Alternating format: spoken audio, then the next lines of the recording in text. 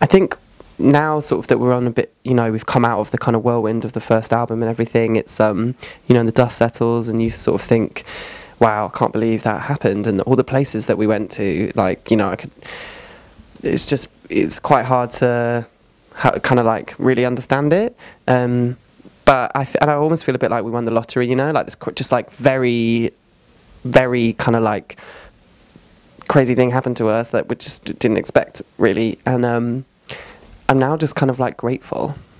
But how do you think? Yeah, I always, when I go back to Australia every year and my friends are like, what did you do last year? And I tell them all these things. I'm like, oh yeah, that is a bit weird. It sounds ridiculous. They're like, oh, I just stayed here for a year. But yeah, it's crazy. But yeah, I'm really grateful that it happened.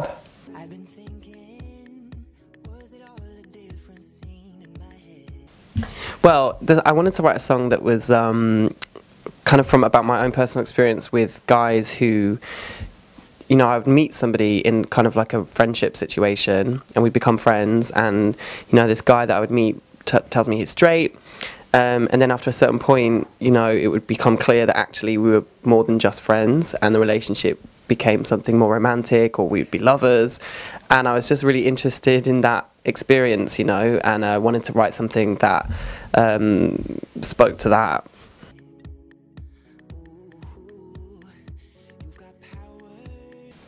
Well, I think, you know, we're seeing more and more gay artists and LGBTQ artists, you know, have success, which is amazing. But, I mean, on the radio, how many songs do you hear that use, like, a same-sex pronoun, or where it's very explicitly about a same-sex relationship or a queer relationship? Almost none. So, in that respect, I think it's, you know, we're still seeing predominantly, like, heterosexual love stories everywhere we look. But that is changing, you know, but I don't think... you know, I think it's just going to take a while.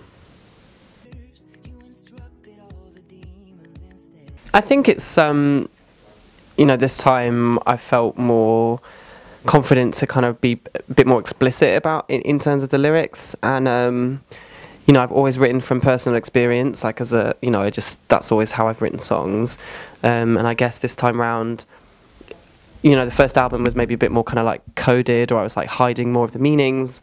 And I've done that again, but I think I've been a bit more explicit as well. So, I always love it when artists come back and they're like, it's my most personal album to date. So it is. So, you know, I guess I should also say that. It's so personal.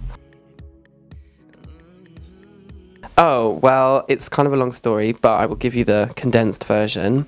I met a guy who introduced me to this burning stick of wood in his house called Palo Santo. He's told me this, it's a stick of wood, right, that you burn, and the smoke is meant to like cleanse and purify your area, your space of evil energies and negative energy, and I'd never encountered it before, and it smells really nice.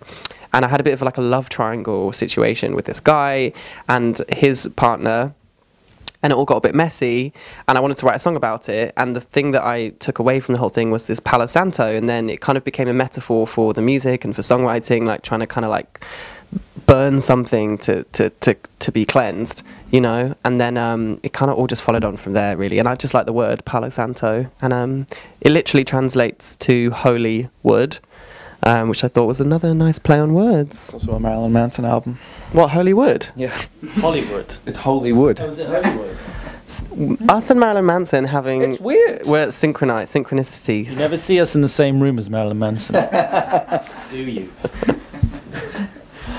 He's very tall. Almost 3 times as tall as... doesn't matter. Karen.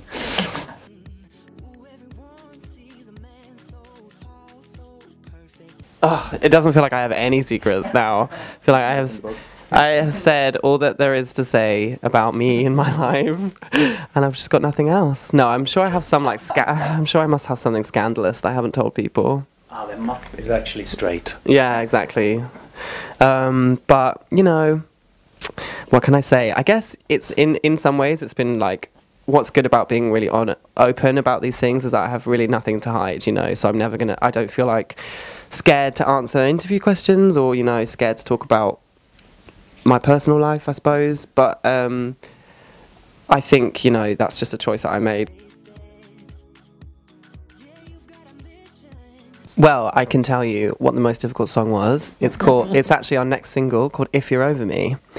It was just a very, very challenging song because I wrote it with this guy called Steve Mack, and Steve is a great producer, songwriter, but he had a vision of the song to be this one certain way, and we wanted to change it, but he was like, no, it has to be this way. And I think it was just like very, I don't know, I can't even go into it. It was just like a long struggle. But in the end, you know what? Steve compromised and we compromised. And I think Steve was right in lots of ways. Like the whole I feel like I learned a lot from the whole process.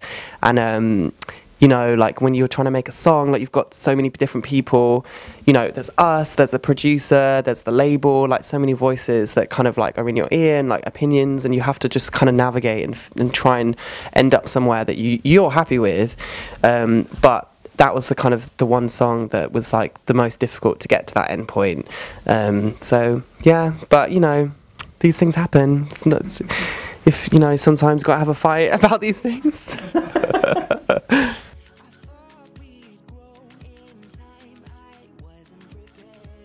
The question on everybody's lips. Well, I act in the music videos, right? That's a form of acting. That's my great. Waiting for David Lynch's phone call. Yeah.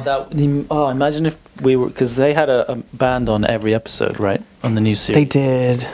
Didn't fucking ask us though, did they? I'm just waiting for the right role, you know. I want to play like a freaky, like, alien prostitute or something. I wouldn't want to direct, I don't think. It's just, you have to be too competent. Yuck. I think I prefer kind of just like having the ideas and then not actually having to do the hard work.